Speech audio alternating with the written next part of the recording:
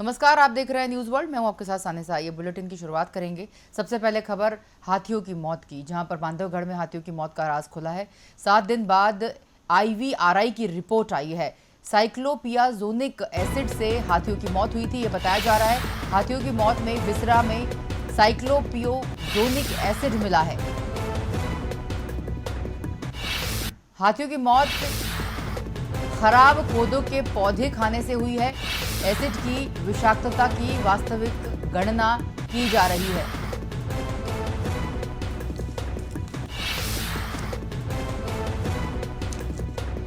दस हाथियों की मौत के मामले में 7 दिन बाद पहली रिपोर्ट आई है और इसमें भी मौत का कारण स्पष्ट नहीं बताया जा रहा है।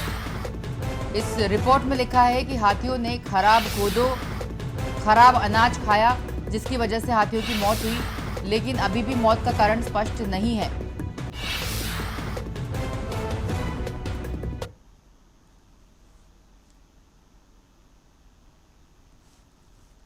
आपको बता दें, साइक्लोपियोजोनिक एसिड की वजह से हाथियों की मौत बताई जा रही है। फफूंद में ये एसिड पाया जाता है और कई बार फसल और फलियों की पत्तियों पर भी उग जाता है।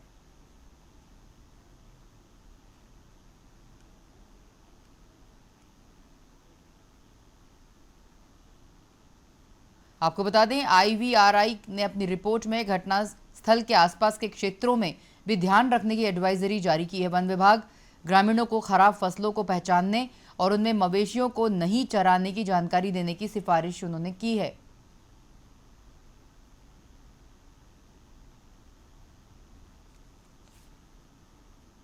आपको बता दें, बांधवगढ़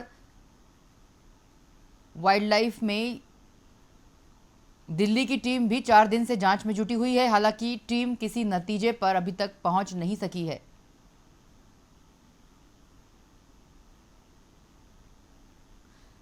IVRI केस ने विसरा सैंपल की विषाक्तता रिपोर्ट में बताया है कि हाथियों ने बड़ी मात्रा में खराब कोदो पौधे और अनाज खाए थे। हालांकि विसरा सैंपल में मिले साइक्लोपियोजोनिक एसिड कितना जहरीला था और कितनी मात्रा में था, क्या यही मौत का कारण हो सकता है, इसकी आगे अभी जांच जारी है।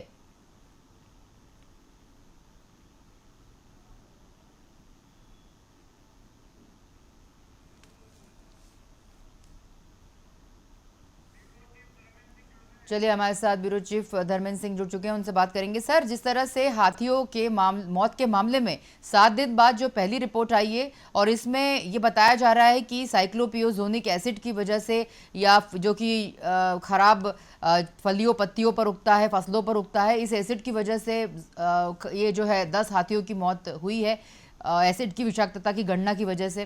तो सर, क्या लग रहा है कि ये जो पूरा मामला सामने आया है, क्या ये साइक्लोपियोजोनिक एसिड है, कोदो कुटकी जो खराब मात्रा में खाया, ये कारण है? और अभी भी ये भी जानकारी मिल रही है कि अभी भी कारण स्पष्ट नहीं है कि हाथी कैसे मरे।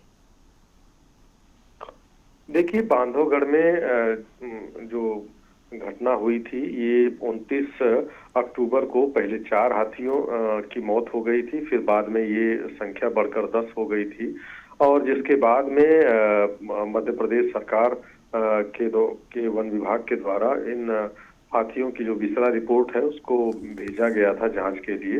अब इसमें जो पहली रिपोर्ट आई है ये IVRI के तरफ से आई है। ये संस्थान बरेली में स्थित है और यहाँ से इस संस्थान के द्वारा जो रिपोर्ट में ये पाया गया है कि हाथियों के जो शरीर में जो बहुत भारी मात्रा में कोदो पाया गया था और उसी की वजह से ये जो साइक्लोपियोजोनिक एसिड जो एक रसायन उत्पन्न हो जाता है, ये क्या होता है कि ये जंगली कोदो या बाजरा जो होता है जो खराब हो जाता है, अब उसको खाने से इस तरह की जो एसिड पैदा हो जाता है और ये पूरी तरीके से एक कह सकते हैं कि टॉक्सिक होता है और जिसको अगर ज्यादा मात्रा में खा लेते हैं तो उससे मौत हो सकती है। तो ये एक प्रथम कारण के रूप में मामला सामने आया है और इनको ये भी एक सामने आया है कि इसमें हाथियों को जहर नहीं देकर मारा गया है।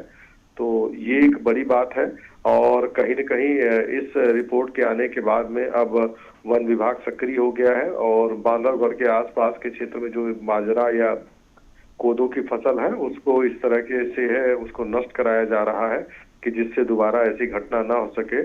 फिलहाल में जिस तरीके की घटना के बाद में ये रिपोर्ट आई है, इस रिपोर्ट से वन विभाग अभी क्योंकि ये प्रथम रिपोर्ट है और इसके बाद विस्तृत रिपोर्ट आनी बाकी है, तो उसमें कुछ समय लग सकता है। लेकिन जिस तरह की रिपोर्ट में ये खुलासा हुआ है, उससे एक बड़ी चीज जरूर सामने आई है कि अभी तक जो कहा जा रहा था कि इनको जहर दे के मारा गया है, तो जहर नहीं दिया गया है। लेकिन जिस तरीके से ये आसपास जो जंगल के तरफ में इस तरह के जो फसल उगती है या उगाई जाती है, उनको न उगाया जाए दोबारा से, और हाथियों की सुरक्षा के लिए भी जो सरकार के द्वारा एक त्वरित फैसला लिया गया था कि टास्क फोर्स बनाया जाएगा, उस टास्क फोर्स बनाने की भी एक जरूरत है, जिससे कि न सिर्फ वन्य जीवों की रक्षा हो सके और वन्य जीवों और जो मानव का संघर्ष है उसको भी रोका जा सके। जी सर, निश्चित रूप से। और जिस तरह से सर जो केंद्र की जो टीम भी पहुंची हुई है बांधवगढ़, और उनको अभी भी कोई खास नतीजे पर वो टीम पहुंच नहीं सकी है। अब जब केंद्र तक ये बात पहुंच गई है, पूरा स्पष्टीकरण मांगा गया है 10 हाथियों की मौत का, काफ़ी मामला संदिग्ध है। और सर जिस तरह से अब अगर हम थोड़ा पॉलिटिकली चश्मे से देखें इसको, तो कांग्रेस विपक्षी पार्टियां इसकी सीबीआई जांच की मांग कर रही हैं। किस तरह से आप देख रहे हैं इसको कि क्या वाकई इन हाथियों की मौत इन संदिग्ध परिस्थितियों से होने की वजह से अब ये पॉलिटिकली एंगल इसको मिलेगा? कैसे हुई, क्या हुई? अब इसमें क्या राजनीतिक दृष्टिकोण भी जुड़ जाएगा? देखिए, राजनीतिक दृष्टिकोण या राजनीतिक करने से इस पे कुछ नहीं होता है, क्योंकि ऐसा नहीं है कि ये पहले नहीं होता रहा है। ये जो मौत के वन्य जीवों की मौत का मामला है, ये लंबे समय से रहा है। अब तो इसमें बहुत सारी गिरावट देखने को मिली है। पहले तो वन्य जीवों का बड़ी मात्रा में शिकार होता था, और शिकार के साथ साथ इनकी एक बड़ी व्यापक पैमाने पर तस्करी की जाती थी। लेकिन जिस तरीके से कड़े कानून और वन विभाग की कड़ाई के चलते इसमें बहुत स्तर पर रोक लगाई जा चुकी है, और इसके लिए अलग अलग तरह के जो फोर्स बनाए गए हैं कि वन्य जीवों की हत्याओं को रोका जा सके, उनके शिकार को रोका जा सके। और कांग्रेस के द्वारा जो राजनीति की जा रही है, हालांकि उसका जवाब अभी सरकार के तरफ से भी दिया जा रहा है कि इसमें राजनीति करने की जरूरत नहीं है, और इसमें निष्पक्ष जांच हो रही है। और अभी जांच का ही नतीजा है कि ये जो जांच के लिए जो बिसरा है, उसको भारतीय पशु विज्ञान संस्थान बरेली भेजा गया था। ये उत्तर प्रदेश में पड़ता है और देश का एक बड़ा संस्थान है। तो यहाँ की जो रिपोर्ट है, उस रिपोर्ट में अब तक यही सामने आया है कि इसमें साइक्लोपियाजोनिक एसिड की वजह से ही इन हाथियों की मौत हुई है, और ये जो खराब कोदो या बाजरा खाने से ही हुई है। जी निश्चित रूप से सर, बहुत शुक्रिया तमाम जानकारियों के साथ हमसे जुड़ने के लिए।